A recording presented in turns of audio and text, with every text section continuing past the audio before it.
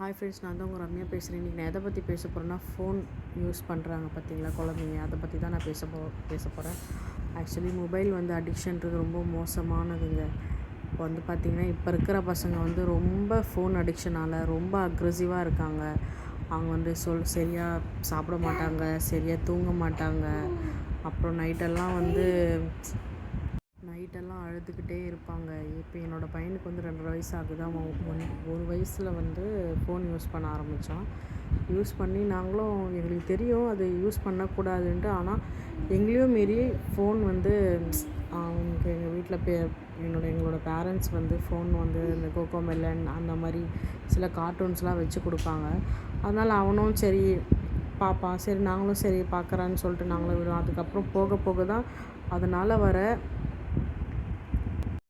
ப்ராப்ளம்ஸ்லாம் வந்து நாங்கள் அப்போ தான் பார்த்தோம். ஒன்றா அவனுக்கு நெக் ப்ராப்ளம் வந்தது, ஐ ப்ராப்ளம் வந்தது, அந்த மாதிரி நிறைய ப்ராப்ளம் வந்தது.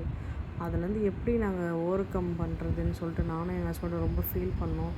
எங்களுக்கு ரொம்ப அப்படியே ஒரு கில்ட்டாக இருந்தது. என்ன நம்ம குழந்தை இப்படி ஆயிட்டானேன்னு சொல்லிட்டு ரொம்ப கஷ்டமாக இருந்தது.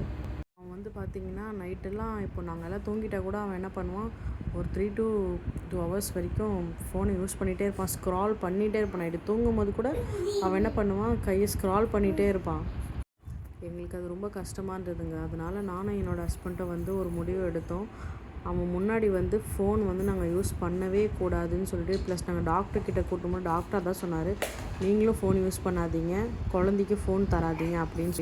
அதனால் நாங்கள் சோஷியல் மீடியாவும் சரி, வேறு எந்த பிளாட்ஃபார்மும் நாங்கள் யூஸ் பண்ணாமல் இருந்தோம்.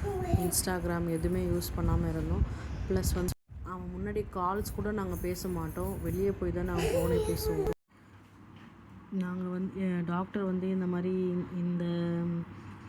நிறைய பேர் இந்த மாதிரி மொபைல் டி அடிக்ஷன் சென்டர் அந்த மாதிரிலாம் சொல்லியிருந்தாங்க. ஆனால் அதெல்லாம் எதுவுமே யூஸ் பண்ணாமல் நானும் என்னோடய ஹஸ்பண்டும் எப்படி என்னோடய குழந்தைக்கு வந்து க்யூர் பண்ணி நாங்கள் இப்போ என்னோடய பையன் வந்து மச் பெட்டராக இருக்கான்.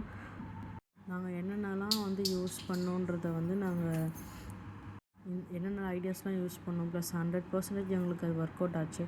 எங்களை மாதிரி நிறைய பேரண்ட்ஸ் வந்து கஷ்டப்பட்டுட்ருப்பீங்க. நான் வந்து உங்களுக்கு அது வந்து நெக்ஸ்ட்டு வீடியோவில் வந்து உங்களுக்கு டீட்டெயிலாக வந்து என்னென்னலாம் பண்ணோம், எப்படி என்னோடய பையனை வந்து அதுலேருந்து ஓவர் கம் பண்ணி நாங்கள் கூட்டிகிட்டு வந்தோன்றது நான் நெக்ஸ்ட்டு வீடியோவில் வந்து நான் உங்களுக்கு டீட்டெயிலாக சொல்கிறேன்.